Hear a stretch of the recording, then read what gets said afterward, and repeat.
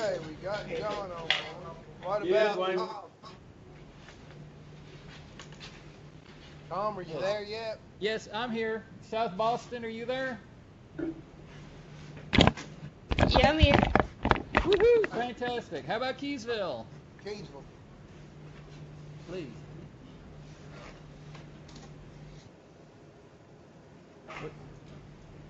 Oh, that's South Boston. Alright, Keysville's What? not connected yet. Hopefully it says because that machine is slow, you say, and here, let's pray.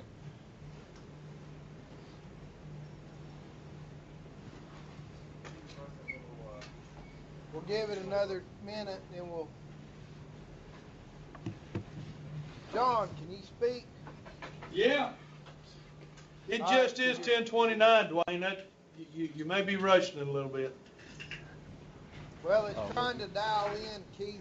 It's just not Okay. connected. And y'all's screen's frozen.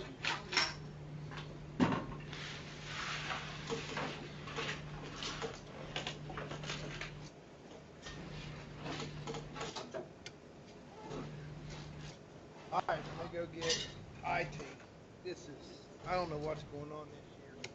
I think we're having more trouble this year than we've ever had. Here we go.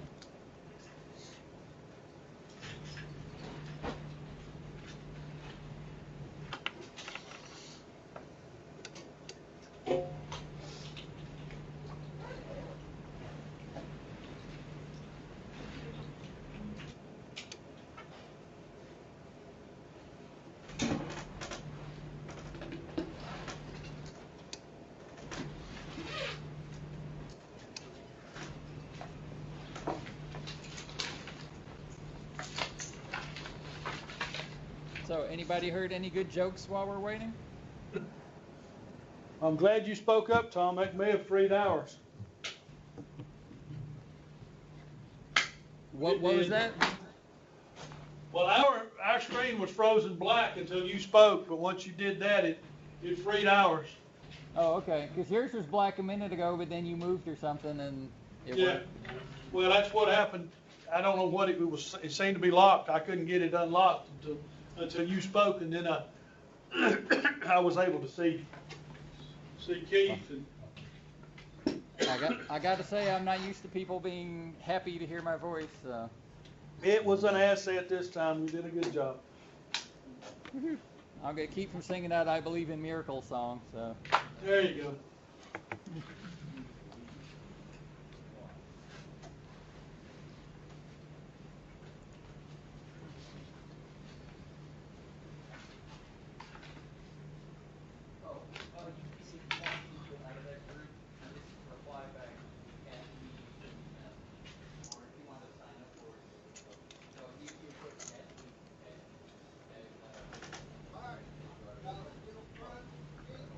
No.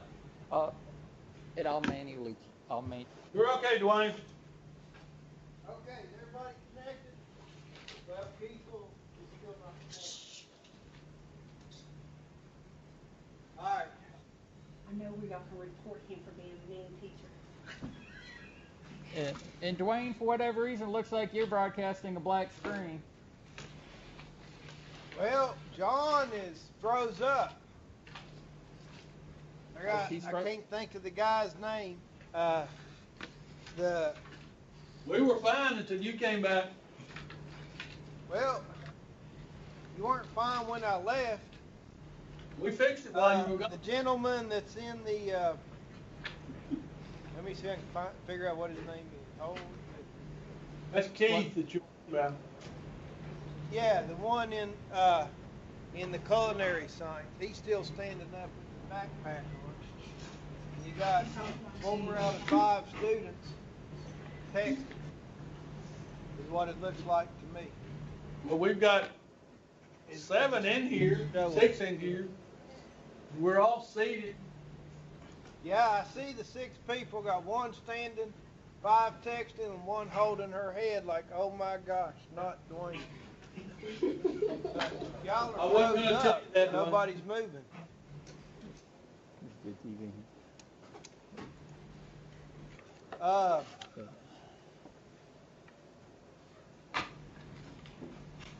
And when Tom talks, it doesn't swap over to his. Well, I haven't been saying anything, but now I'm talking, so back to the question of has anybody heard any good jokes lately? And I'm still seeing a black screen. Well, when you I'm went to not talk, seeing you. I began to see Keith, so. Okay. And Yes, Southwest is is left. Oh, yes. Dwayne just disconnected. Oh my.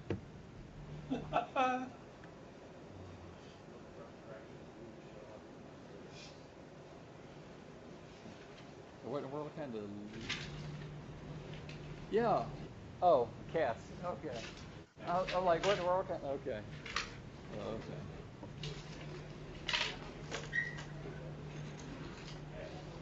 I'm gonna take it as a good sign that Southwest disconnected. Maybe.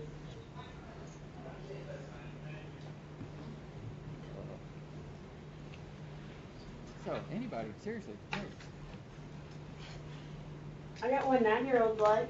That's good, let's hear it. Bring it. What do you call a cow that just had a baby? Decaffeinated. Stop it! Yes, decaffeinated.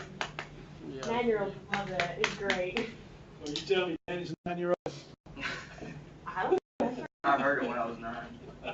That's why And you it's weird. remembered it? When I don't know how to go to do, I'm like, oh, so, hey.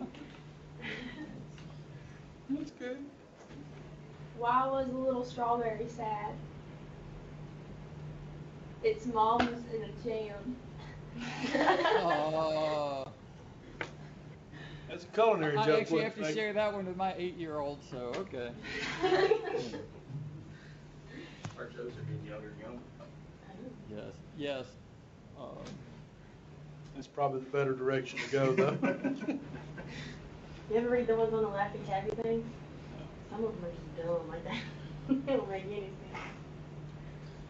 It's not high on my priority list is Laffy Taffy. Mama had a bunch from Bible school, so that's all I've had at the house. And tell bad jokes. I got one. Share. What did the fish say when it hit a wall? Damn. Yeah. I heard him say that. It doesn't feel like in my head. What did he say? What did the fish say when it hit a wall? Did you hear it, Tom? I heard the question, but not the answer. Damn. Oh, oh my. Okay. I'm not going to tell my 8-year-old that one. Thank you very much. Yeah. Mike could build on it. Yes. Okay. So what was that one that Eddie Murphy told? I really shouldn't tell you this one while recording, but a bear and a rabbit are out in the woods beside each other doing a poo, and the bear looks over at the rabbit and says, "Do you find that poo sticks to your fur?" And the rabbit says, "Well, no, actually it doesn't." So then the bear wiped his tail with the rabbit. Come on now, people. Anyway, that's Eddie Murphy. Y'all, come on now. That's the only one I can think of at the moment. And no, I don't tell that one to my 8-year-old either. And that one was recorded. Yes, it was. But in the grand scheme of things, that's one of the more minor things that I've recorded that I've regretted through the years here. It's a good thing that nobody listens to any of my recordings because I would probably have been fired a couple of years ago. Or sued. Or both.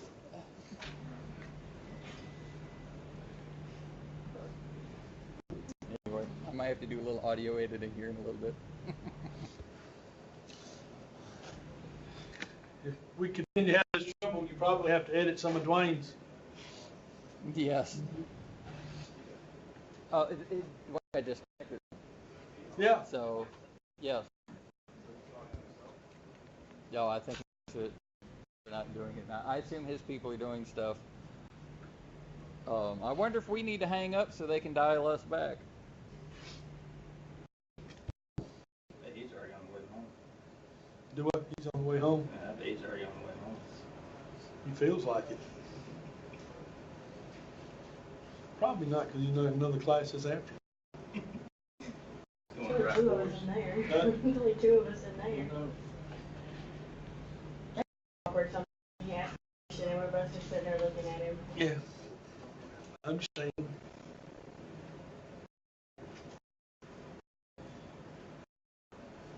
Best situation, you got that few bucks.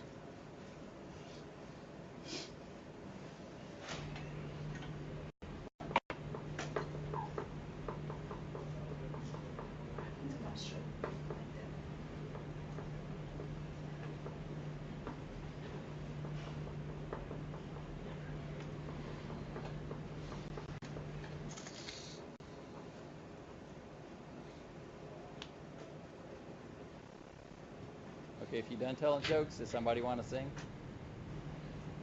You know what it is, and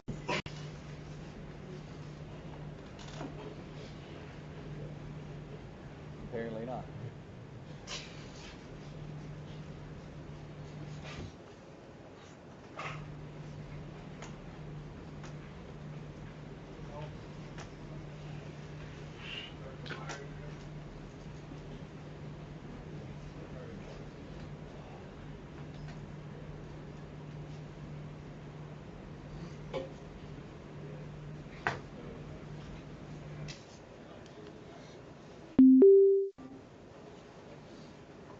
Keysville's Okay. in.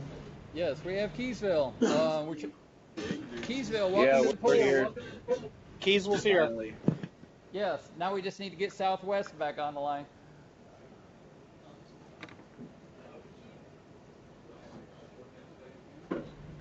Oh no.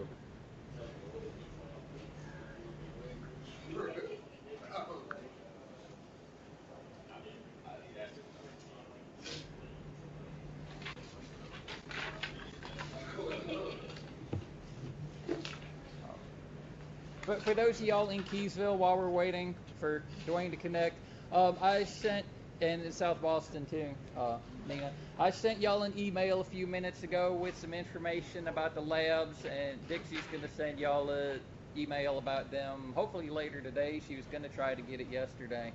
So be on the lookout for that.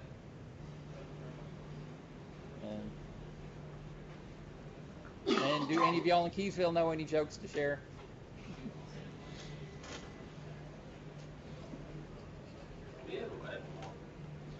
You will not have an animal lab.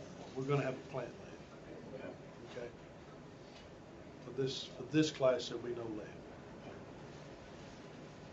We rotate back and forth. So if you take both classes, you'll have lab every Friday, but only the animal class. So for the animal science class group tomorrow, there will be no lab. We rotate it back and forth, so we'll catch a lab for you guys. I think probably next week, but I got to work on planning for that. So. I have yes.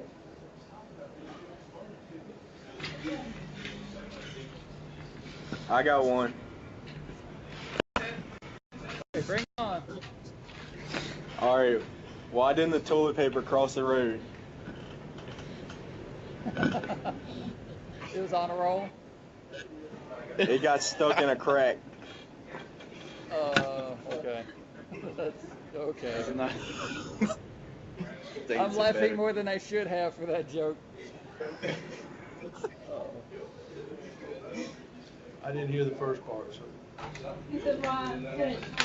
All right. I got another one. Why did the bicycle fall over? Why didn't the toilet paper roll across the road? Okay. So tell that one again. They were talking. What? Why did the bicycle Which one? fall over? Is that a Yeah. good one? Well, you already started. Because it Okay. because it was because it was too tired. You don't get it? You don't get it? Okay. I give up. No, I'm making notes of more jokes I can share with my 8-year-old when I get home. So thank you. Why did the chicken join the band? It had 2 drumsticks.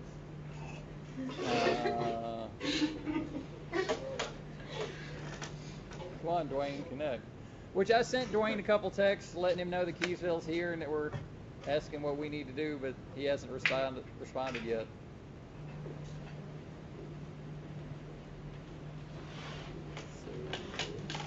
He may be physically abusing himself with those drumsticks.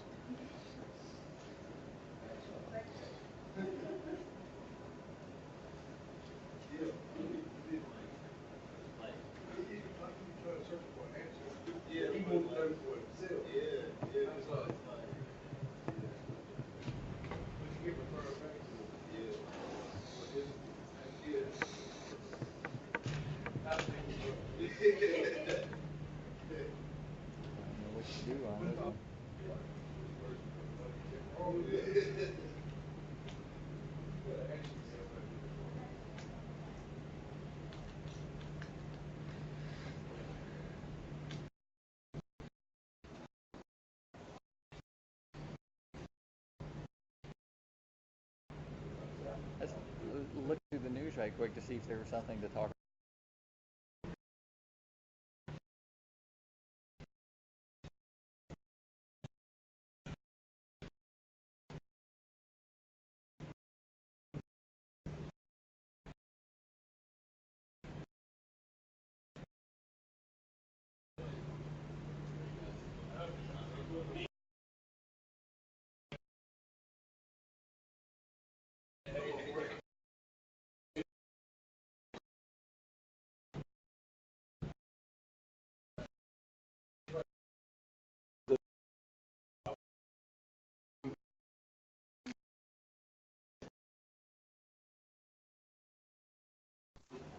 For a minute, I'll be right back.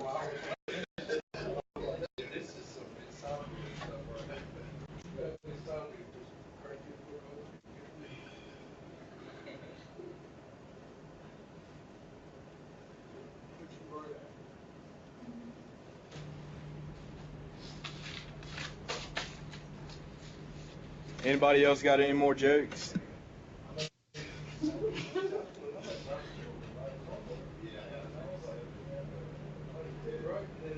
I'm afraid we used them all up before y'all got here, before y'all connected.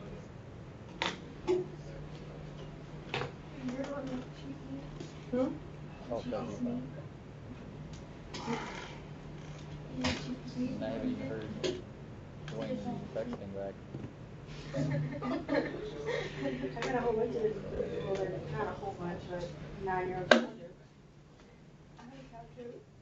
I have lots of cow jokes. Ooh, big news! Tim Tebow signs with the New York Mets. Oh my. Get out of town. That's another train wreck waiting to happen. What do you call a cow sitting in the yard? He won't want you a football player. He thought he tried his hand at baseball, and apparently he's going into minor leagues for the Mets. That's just a publicity stunt. Yeah.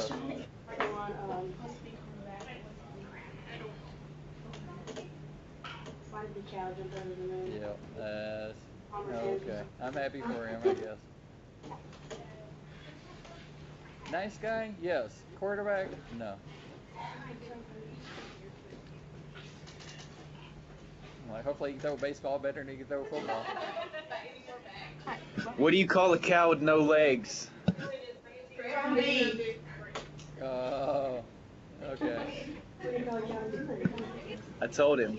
He told me to say it, but everybody Well, knows it. He told me the joke, so I told him to tell y'all about it. I didn't like it personally, but Yes, sure. Legs, chicken in the band. I tried to remember what the other jokes were, so I could.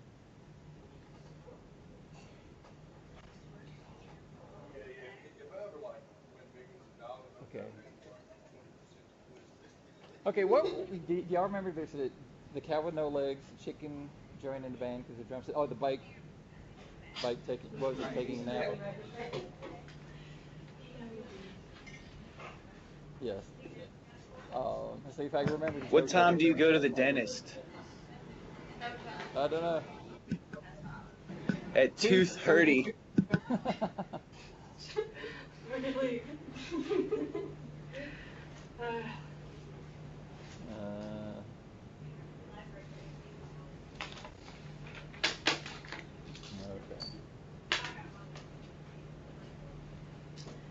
With the farmer says he wants his tractor. Where's my tractor? What do you call an elephant that's not important? Don't know. Irrelevant.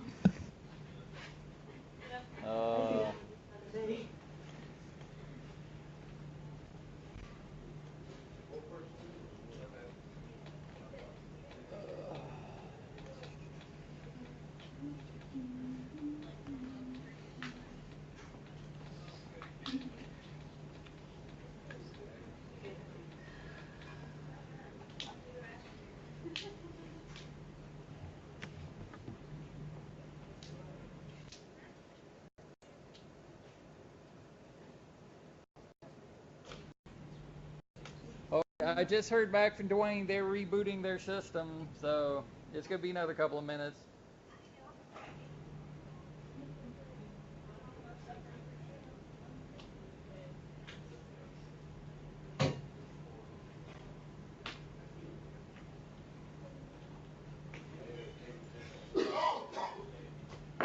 My buddy here wants to know how well does Dwayne normally take jokes?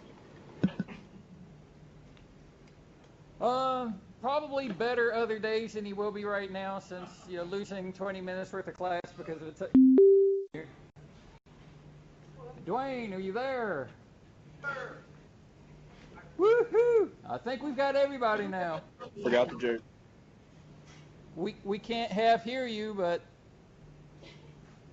Okay, I'll get over to mine. No, it's fine. Hey, thanks a lot. I don't know. Let him know what some opportunities.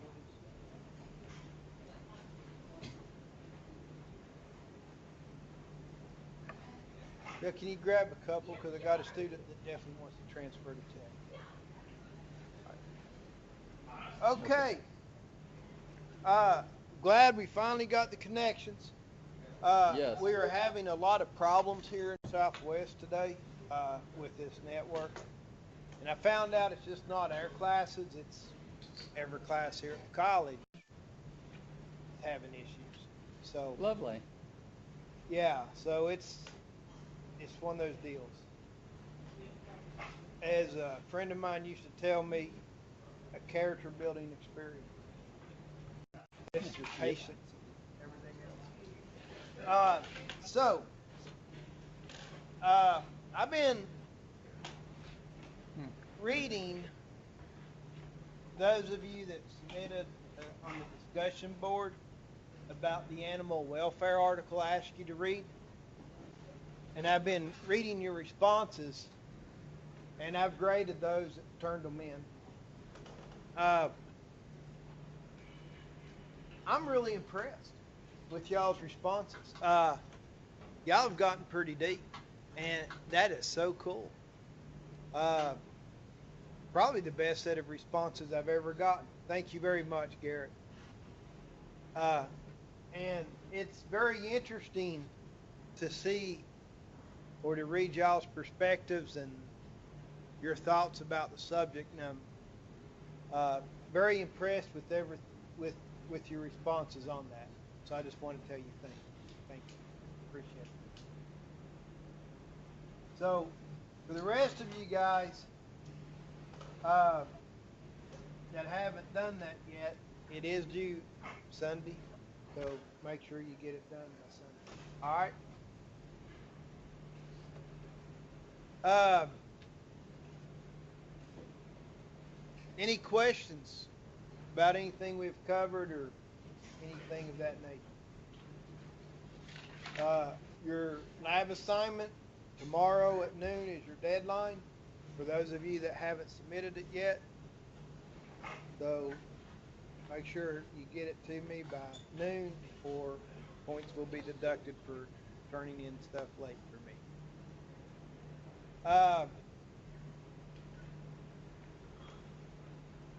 Tuesday, we we were talking about, we kind of went into chapter 3 with world agriculture production. Kind of a quick rundown. Y'all remember the top animal production countries? USA? USA, China, Brazil. That's correct. USA, China, and Brazil. And animal agriculture, according to the UN, is about 37% of all of the world agriculture. Crop production, 63%. As the global economy grows, more people have resources to buy food, particularly animal products, and know the nutritional reasons for animal products. You'll see those on the exam. And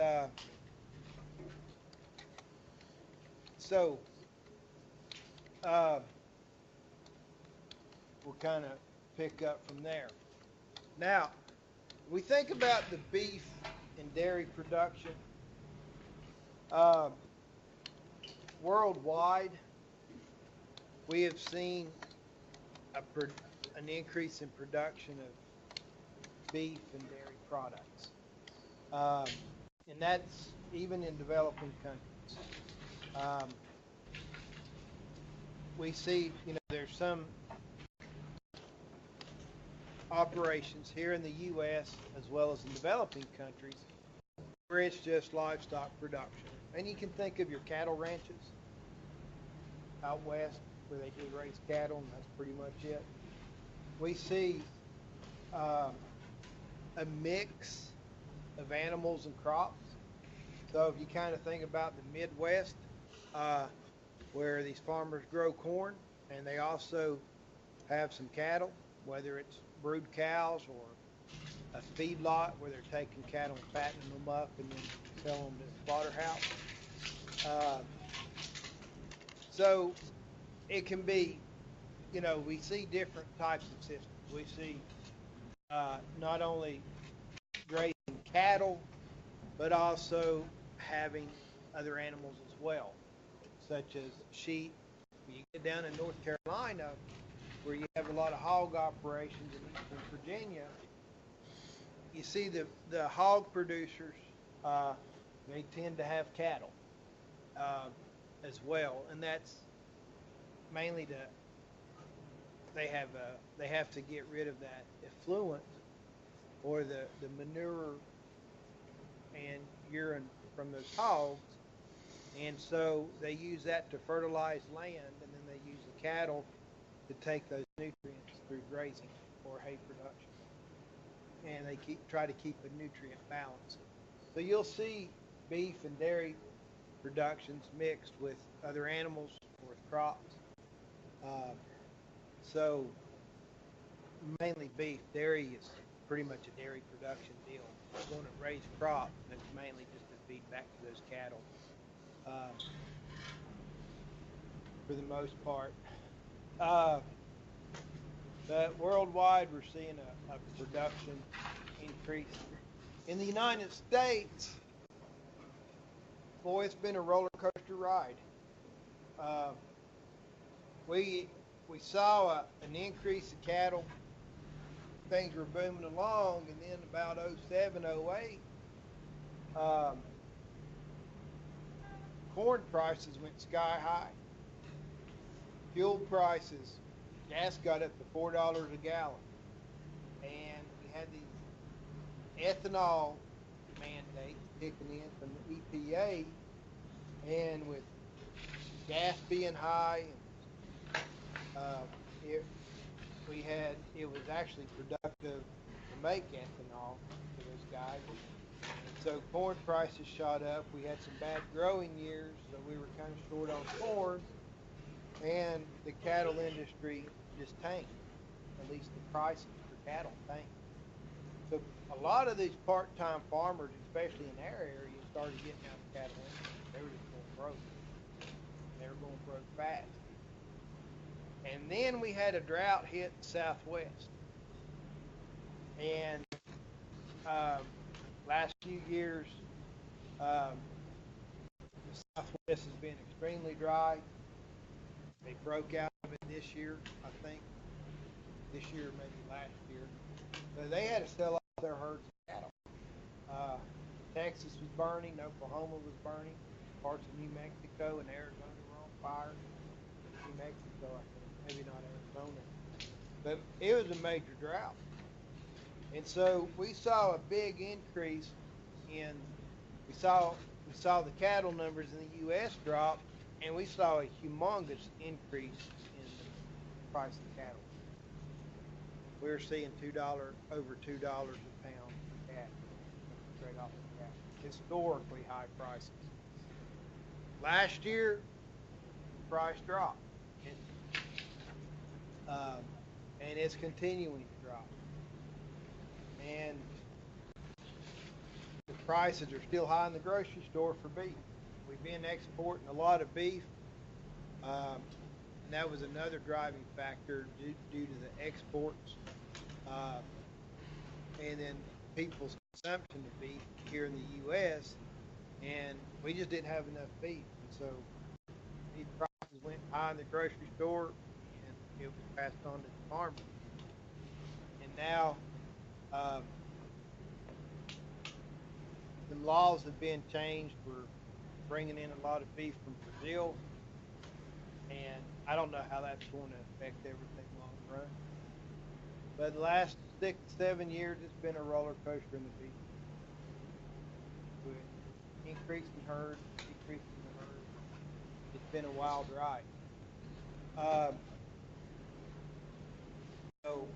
But other countries, China is expanding their beef production, especially Russia. They're doing a whole lot.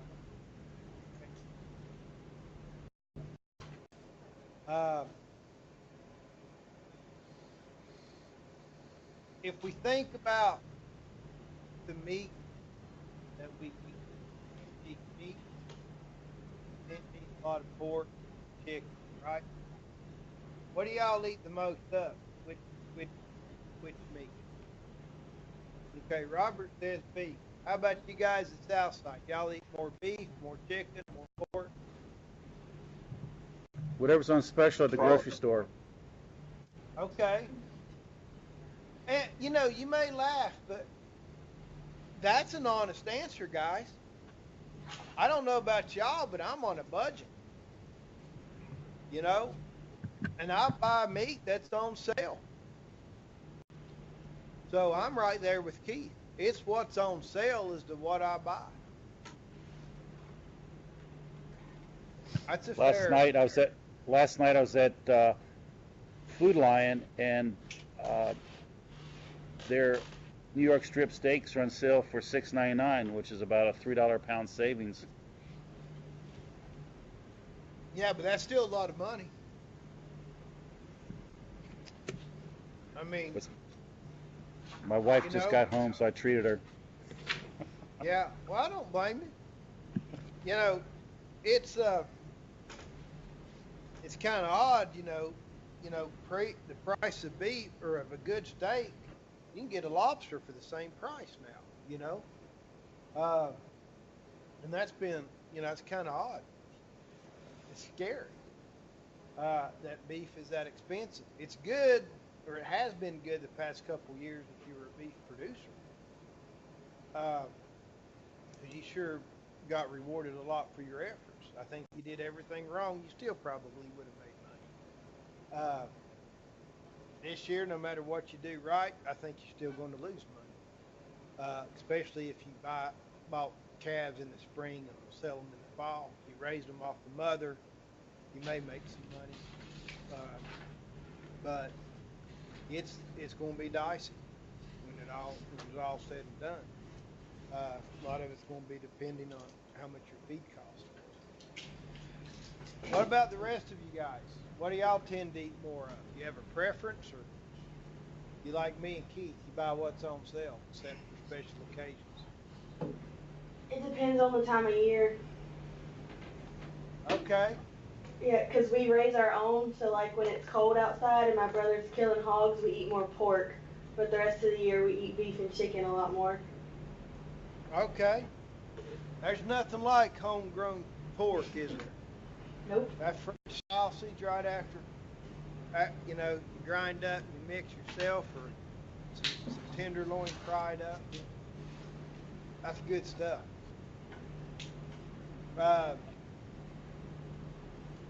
What about you guys at Keysville?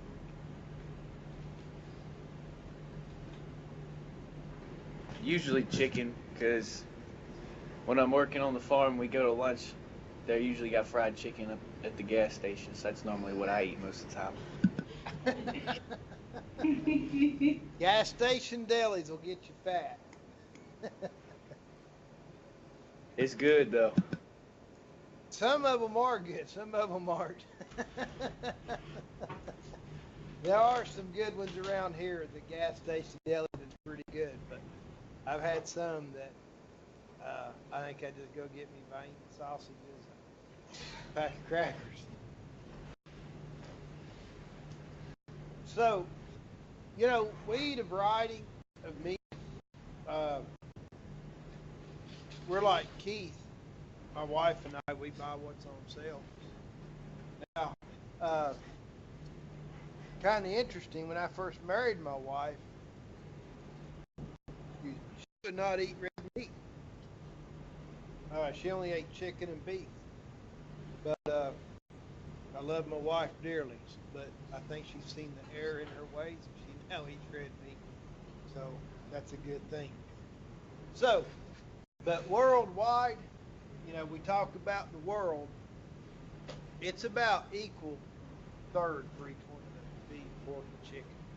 It's almost a third of meat produced. You know, it's split equal. Beef used to be the number one that people ate here in the country. Back in the 80s, chicken, you know, they were worried about the health scare with the fat. And poor old James Gardner had a heart attack, and he was a spokesman for beef. So that didn't look good for us either. And then the microwaves got pretty popular. Chicken was one of the first products that came out with a lot of microwavable products. So that kind of hurt the beef industry a little bit. And then everybody taunting the benefits of chicken over beef. But I think, and then chicken, you know, of course, is a lot cheaper than beef. So chicken, I think, I've got to look it up to make sure that the United States, it may be a little bit more, they tend to eat a little bit more chicken than beef. But, Ms. Farrington, there was an article just came out. I was reading from the do-gooders for the environment, and they said that beef production was the major contributing to global warming, and that we should reduce our red meat consumption. okay. I've seen several of those articles, or similar articles. And Keith, I would say consider your source, okay?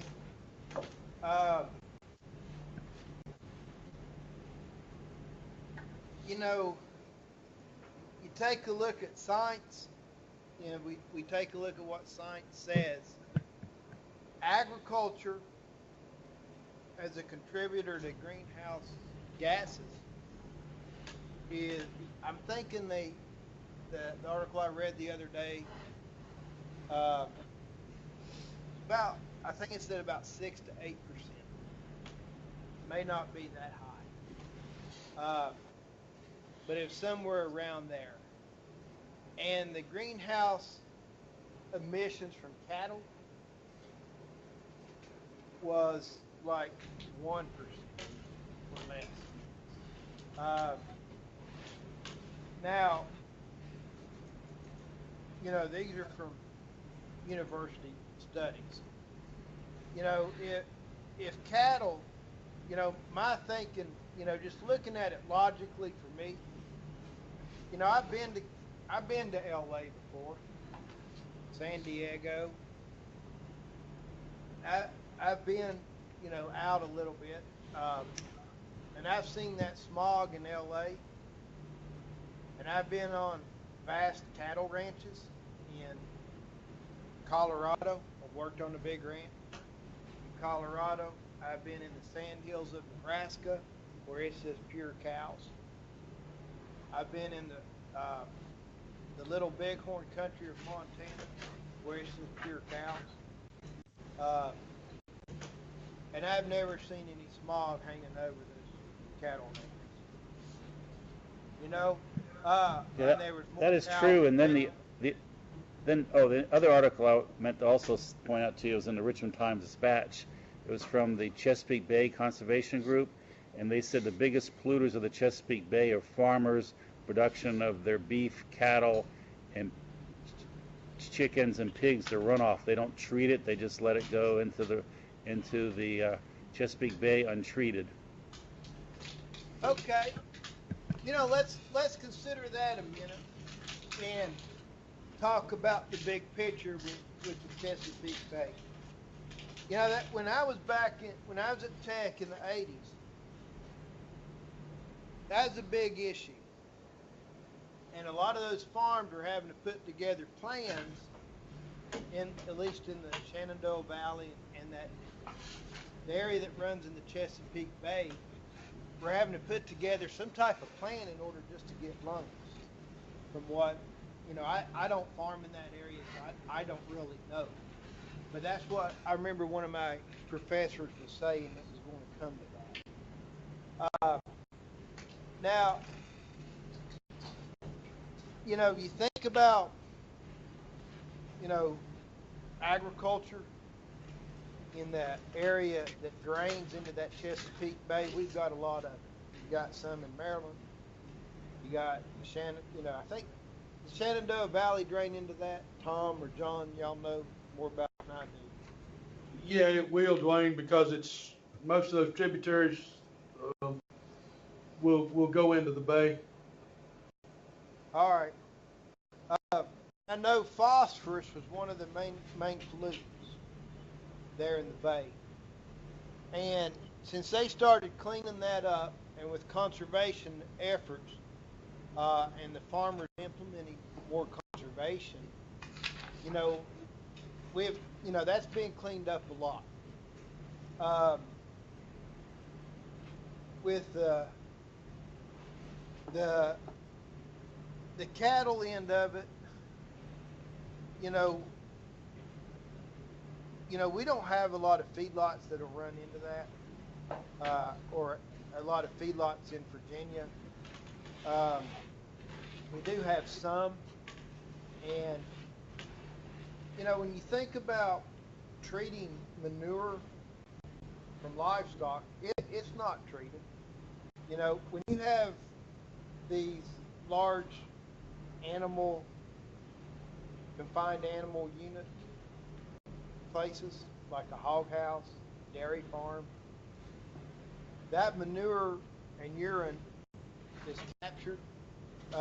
Poultry's one of them. It would be another confined animal operation. Feedlots would be one. So when you have large number of confined animals, that manure and urine is captured, and the bedding as well. Okay, and how individual farms deal with that is, up to them. But there is a set of laws that govern that. Some of them have lagoons that runs into. They're just big holding ponds, and they'll do a nutrient analysis on that effluent that's in those lagoons. They'll do a nutrient test to see what it actually contains, for phosphorus, potassium, nitrogen, and and they'll do soil samples on their farms, and then they'll apply that accordingly to keep their land well fertilized, but not getting overabundant for phosphorus runoff for nitrogen. These things have been implemented and highly enforced the last several years. Some of the dairy farmers now are putting in, you have to have a certain number of cows to really justify it, but it's an aerobic digestion, is it anaerobic, John? I can't remember if it's anaerobic or Yeah. It's anaerobic. anaerobic. So they have this digestion deal where it's a big vat and the oxygen's out of it, and the manure goes in there, and the bedding goes in there, and the microorganisms digest that, and their byproduct is methane. And the farmers capture this methane and use that methane in a generator to generate their electricity. And then what comes out after it goes through, I don't know, you could almost think of it as a big maze of some sort that just goes through there and being digested. It's just a particle. Maybe, you have bedding, if the dairy herd uses sand, they can recapture that. Then they can take out solids and fertilize what water that is comes out of that. It's being heated up during that process. It's pretty clear. They can just run that out. We're losing your sound, Dwayne. All right, and that water's fairly clean. You can just go ahead and use it in their fields, and it's clean. They probably don't want to drink that, but it is clear water that comes out of that. The port, huh?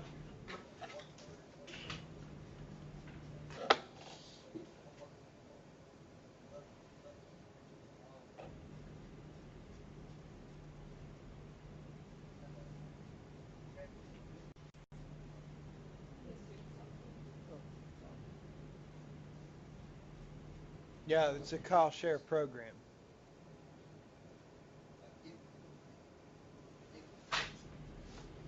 Right. So with the beef cattle and the NRCS, they've got programs to help the farmers offset the cost of fencing off their streams and water sources, and establishing a buffer zone, and planting trees for the riparian in the riparian zones near those streams, and it's really helping with that. They're doing it here. They're doing it throughout the country. So farmers are really stepping forward with some of this conservation and trying to clean that up. One thing that hasn't been addressed a whole lot with that Chesapeake Bay deal is storm runoff. And you think about the population of that area and all the paved roads, all the parking lots, all the paved driveways, all the people that over-fertilize their yards to have that perfect yard. I think, my opinion, I think that's where we're getting most of that pollution. You may still want to blame it on the farmers, but I think they need to go look at the homeowners. Farmers are pretty cheap. They're not going to put any more fertilizer on their pasture or their cropland than they have to. But, I'm not going to say we haven't contributed to that problem, Keith. I'm sure we have in the past. We've learned from our mistakes, and we're being one of the first ones in there to change our practice to help stop that runoff. Thanks. Dwayne, if I can jump in for a second, I Please looked. do. I looked, and Americans eat an average of 54 pounds of beef in 2016. That's estimated, and for chicken, it's 92. So we're almost eating twice as much chicken as beef. Yeah. Just you were wondering about that earlier, so there you go. So in the U.S., we eat 2 times the amount of chicken as we do beef. Yep. Worldwide, Yes. it's about equal. Okay, that was it. All right, thank you, Tom.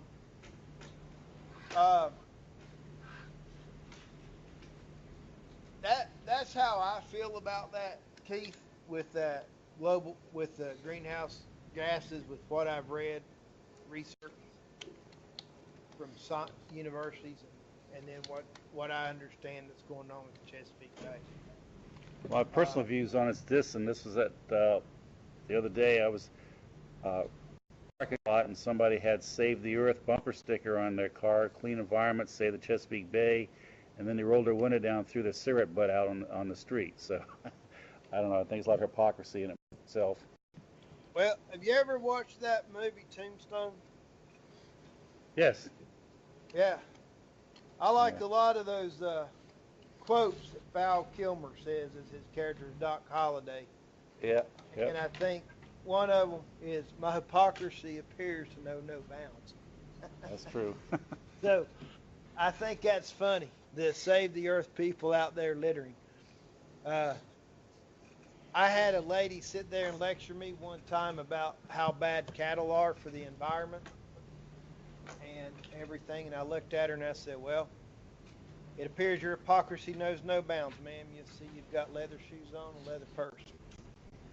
Well, that's good. I got to remember that. She just stared at me. I said, "I'm sure you like to eat your steak too because you're wearing a cow." Oh, she got mad at me. I had everybody laughing at her that was around us, and she kind of turned around and stomped off. I was told I wasn't very tactful.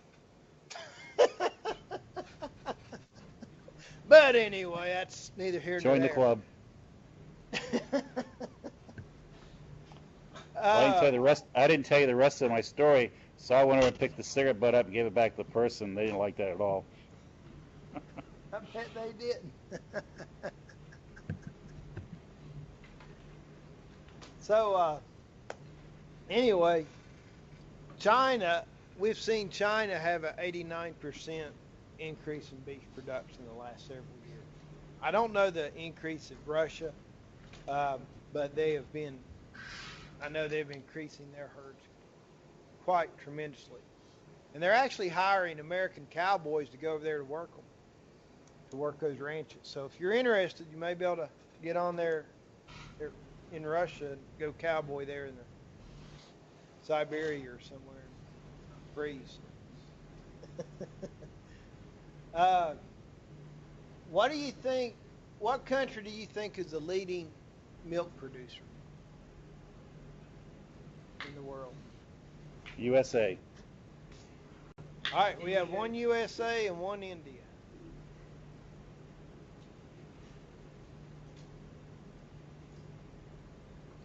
Any other guesses?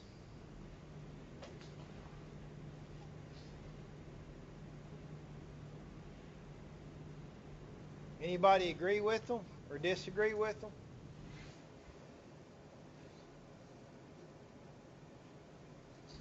Everybody afraid to speak up? Well, India is the largest milk producer in the world. The USA is the #1 milk producer from cows. India milks a lot of water buffalo.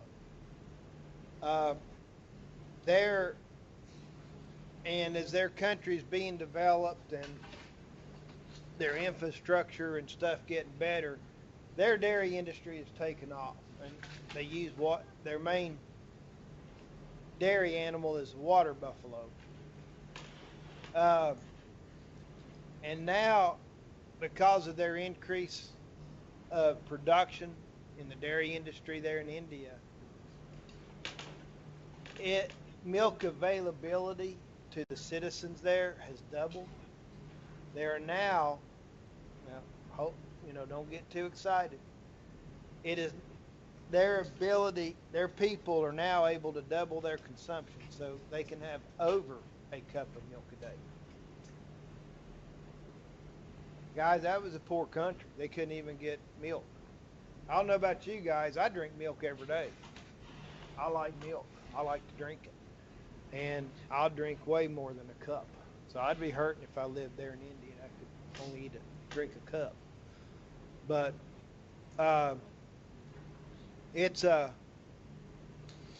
that's the number one milk producing nation.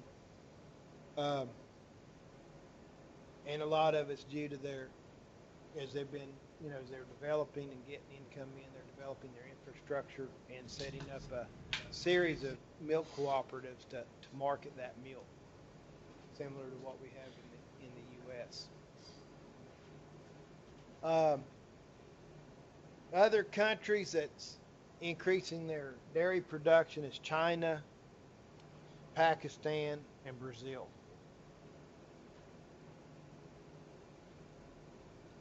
So they're increasing their dairy production as well.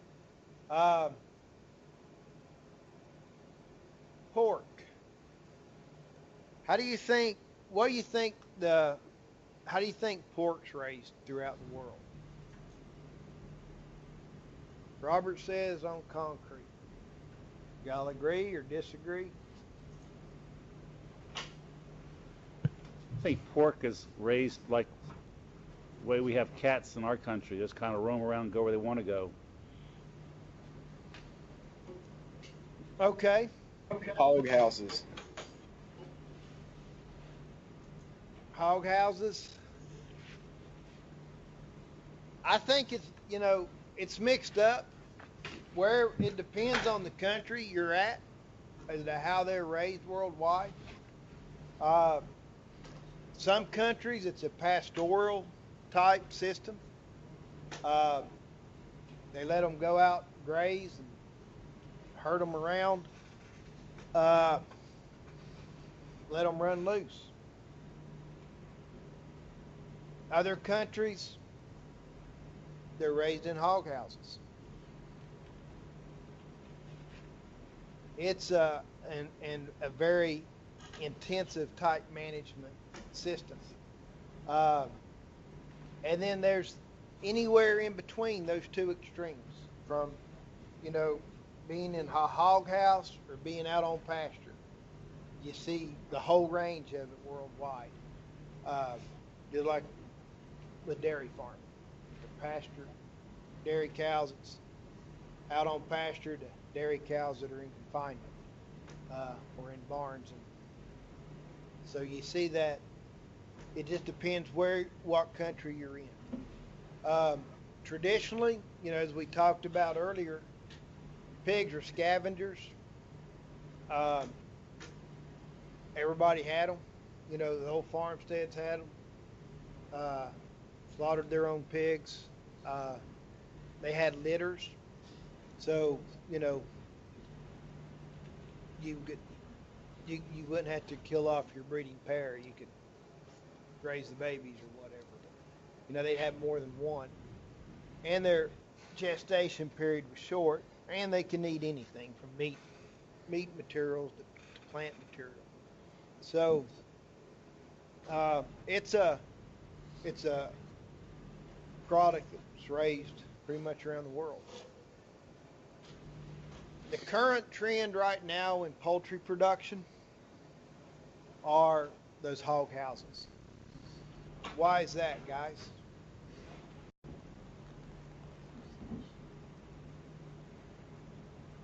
What's chicken litter have to do with hog production? I'm not familiar with a hog house is. What exactly is that? Hog houses, let me see if I got a picture of them. Let me find my photos here. They're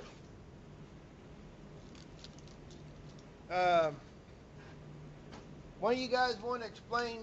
Y'all have hogs out there in Keesville? Any of y'all raise them? Hog houses, it's a structure, Keith, where that houses a bunch of hogs. I'm not trying to be short or be a smart aleck, okay? I think at chicken coops, they're not being raised in a confined area and born, raised, and slaughtered all without ever going outside, or they kind of... No, they're inside the whole time. And oh, wow, okay. usually they're on, the ones that I've been on, they've been on a slotted floor. And so the floor's not solid. There's slots in between the solid part. And I can't get my thing to work. Pictures come up. And there was like a big vat underneath the chicken house. So when let's see. So when you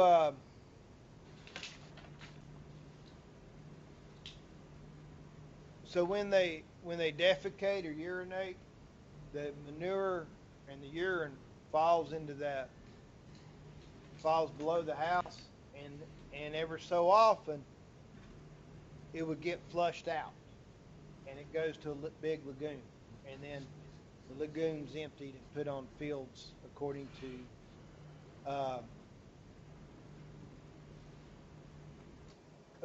the nutrient analysis.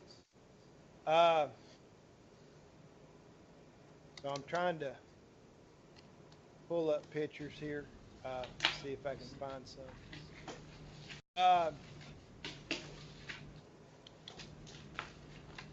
And I just don't know which of my flash drives those are on, because I got a bunch of them from a hog house to show you.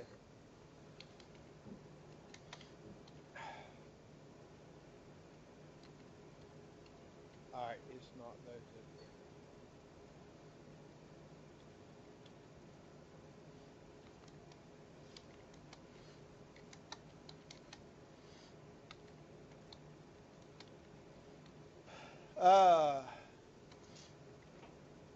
Crap. All right. Hang on, I'll find it. And they can, just bear with me. I'll show them to you. Is that fine?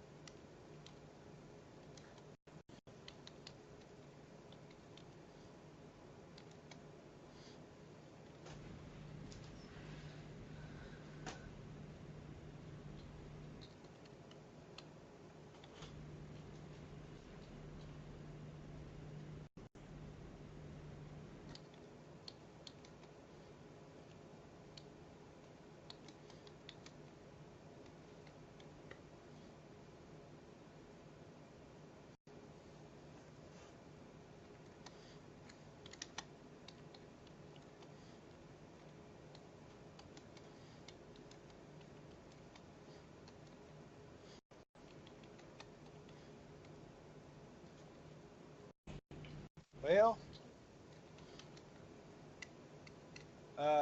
still struck out with that one.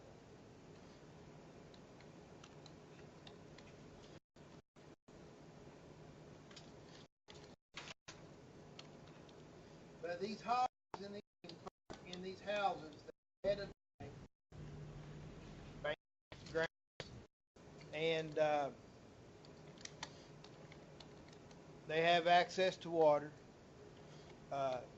all the time, and I'm sorry, I can't. I'm trying to find these. I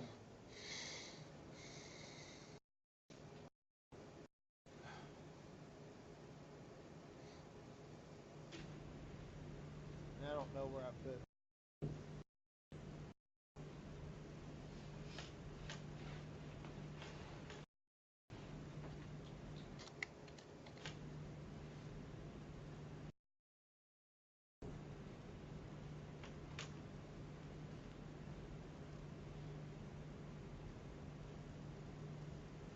I'll find it for you time. Because I'd like for you to see what the, to see those. While I'm looking for these, does somebody want to explain to Keith what a hog house is? You turned away and I couldn't hear you, Dwayne. Well, I'm trying to find these pictures. Somebody want to explain to Keith what a hog house is? Megan, do you? We don't. I know you don't. That's why Megan has a different type of hog production than what you're talking about. All right, I found them. Okay, there you go then. Okay.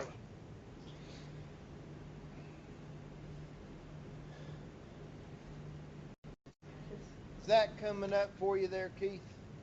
I can't, it's not showing up on my picture for some reason. Black screen here, Dwayne. And I don't know why. The black screen on my end too.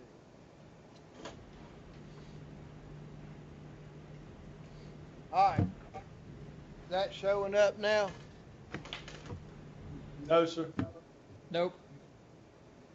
Which I just pulled up some pictures here in my classroom and showed my students. Oh, did you want to see them? Okay. So we have an idea about them now at least. I don't know why that's not showing up. It's because it's Thursday. Okay. There you go. Now do you see it? That showing up for you guys? Yes. Yes. All right. Now this is inside of a hog finishing house. Now what they do, they bring in these hogs. They weigh about 40 to 50 pounds. These are their water troughs.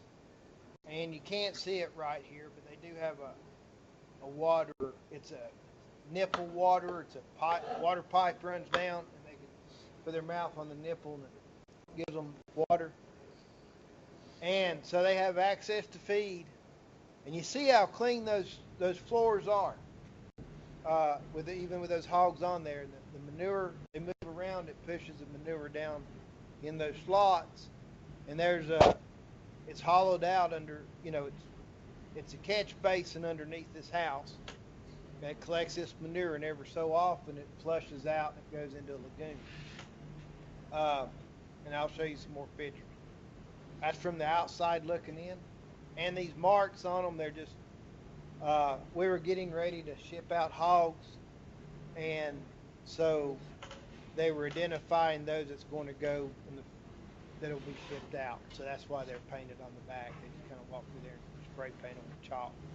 There's a picture of the water. But when they push that in with their tongue or push on it, and water will come out. Now these are the tanks. See the bottom, the floor of those hogs are sitting on top of those blocks. And then down below this block holds all that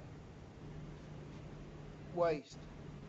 And these tanks fill up with water, and then they'll release, and it's this, it's got a sloped floor on this, and it'll flush out underneath that hog house, and it'll take that effluent to the lagoon.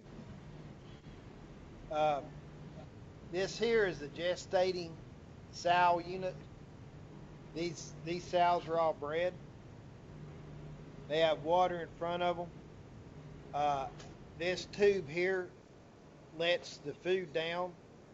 It's on a timer. You can't give these sows full access to feed because they'll just eat like a pig, the old saying goes. So they do receive their nutrients in a certain amount of feed so they don't get too fat. And so they're separated so they don't fight. When they fight, get too hot, they will abort.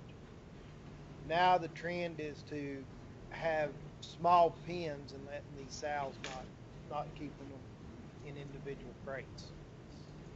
That's what they're moving to now. This is just a picture of a generator. Electricity is so important in these hog houses because of the ventilation and running the wells. For the water, we have to have backup generators in case anything were to happen to the electricity. Because it gets hot, you got a lot. This farm they had 5,000 sows. Those buildings heat up fastest with body heat. And if it's summertime, if you don't have those fans and the water mister's running, they can die of heat stress in no time. That's just another picture of the gestating unit. What's the estimated cost for building a hog house? I have no clue. Keith, if you're considering it, they're cheaper if you build two. No, I already live in one.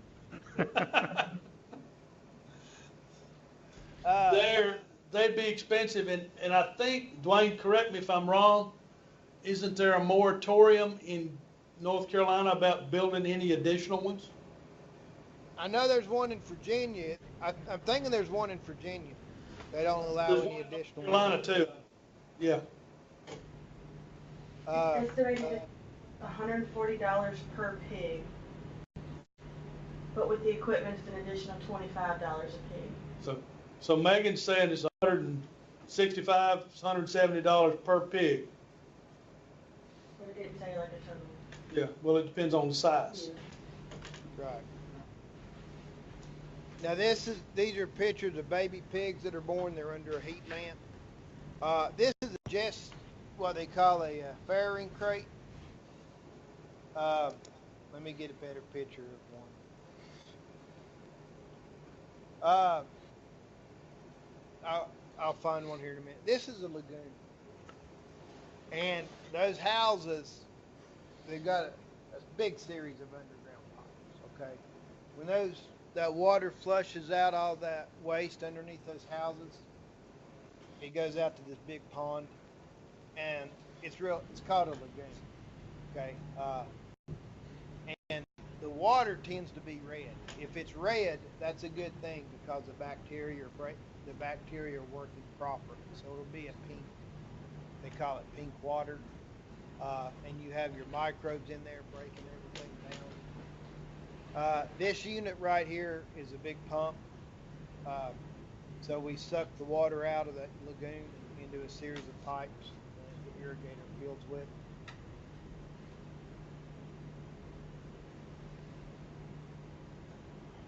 This is a little better picture of a farrowing crate. I'll see if I can find a better one. The sow is in the middle, and you have a place for the pigs to be, and the sow can get up and lay down. And this bar here kind of slows her down a little bit, or these little bars here, because she will flop down and smash her pigs. Okay, so we keep the sows away from those piglets so she doesn't lay on them, and they have a place to get away and be safe.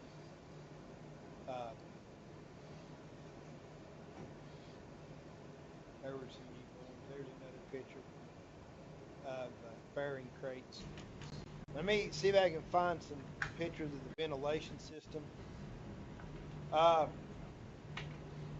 Keith, it's a fairly simple structure, just kind of looking at it, but then you start looking at all the plumbing involved with the waste management system on these things. You have a set of curtains here that will raise and lower. You can raise and lower them according to temperature. And you have a lot of exhaust fans in here to push out air. The air in there, creating airflow, so it pushes out the air out of the house, and it draws in air through these screens. So you can raise these curtains or lower them according to how much airflow you want to go through there. And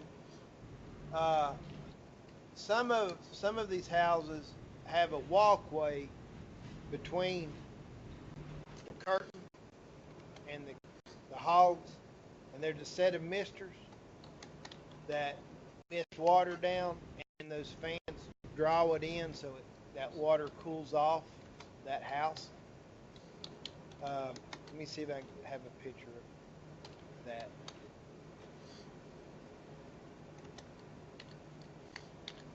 This would be it. You see, set of here, you know, you have this wall here, or these screens, and then you have the fan, another wall, and those curtains behind it. It gets little thing, you know. Here's a better picture of it, and there's those misters.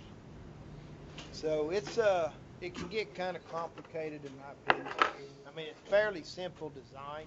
It's not hard, and they just use the curtains and the exhaust fans and the misters to keep that temperature cool in there. And then in the wintertime, they can adjust the curtains according to how much heat they need in there. Because you have a lot of sows in there, and they're letting off the body heat. You've got to get that hot air out there and keep fresh air moving in. Well, thank you. I've never seen a pig house before. I always thought of pigs in the field and rolling around in the mud and stuff. Yeah, right now there's a lot of disease things we find that it's healthier for the pigs to keep them confined, especially with the issues we have with the feral hogs bringing in diseases to them. The other thing with it, you're talking about runoff and water pollution. We can control that a lot better with this type of outfit, because we can catch all of that, put them in lagoons, put all that stuff in a lagoon, and put it where we need it. Whereas if it's in the mud, running around, and you have that many hogs in an area and just manure and urine flowing everywhere, you're going to get runoff and you're going to get water pollution. You're going to have to trap everything somehow. So it's a lot more sanitary for the environment, a lot more sanitary for the hogs. Very efficient operation, a lot of automation in there. Need to be a good mechanic. Here's what I was talking about: the double screens and the water misters here, with the cooling, using those curtains and misters and fans.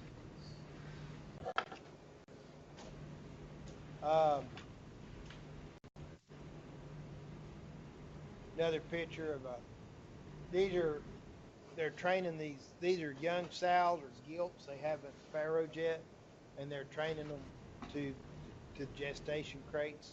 So they're fed in these individual stalls and getting them used to being in the gestation crate. Does that help answer your question there, Keith, about hog houses, what they're like? I know we kind of got diverted from my deal, but or my lesson plans, but I think we had a pretty good discussion. Another picture. Like I said, this was a 5,000 sow unit. And I think this lagoon was about 5 or 6 acres. Yeah. I don't know. I never did jump in. I was being a smart aleck there. I really don't know how deep it was. Maybe about 6 to 8 feet deep. There's a lot of water in there. And they'd empty. Probably. We had to empty that out every year before hurricane season started, because we didn't want a hurricane to come in and overflow that lagoon and let that water get out into the creeks. So, there's a lot to it. Because, you know, water quality is important.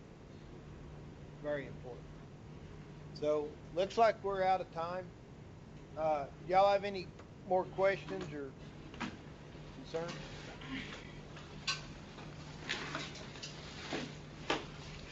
Keith, thanks for your questions. I think it led to some pretty good discussion today. Well, thank you.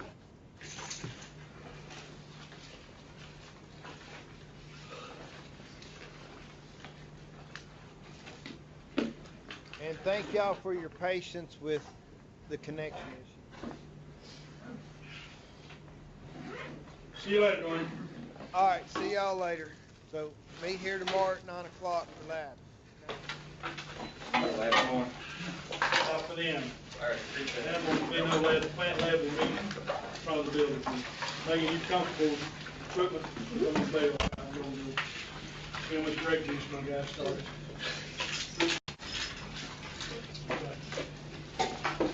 12 of them cutting grapes. Get about 8 tons before 4 o'clock.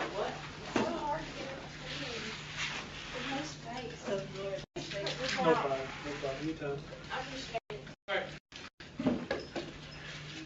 Okay. See you guys.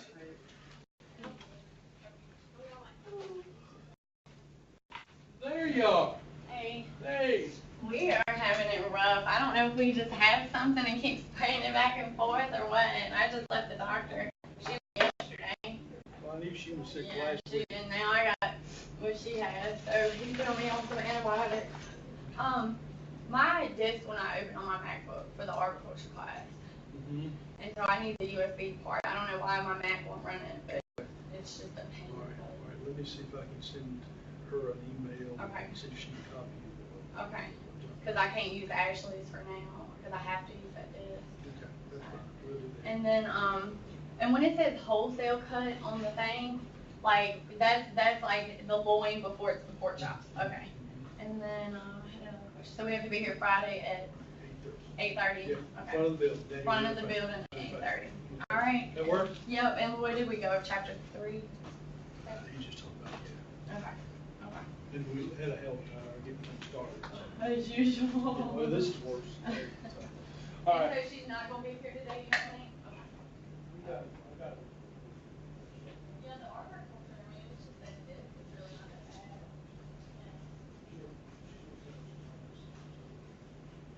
I know, well, this is new lab, do we need to print out anything for it? Okay.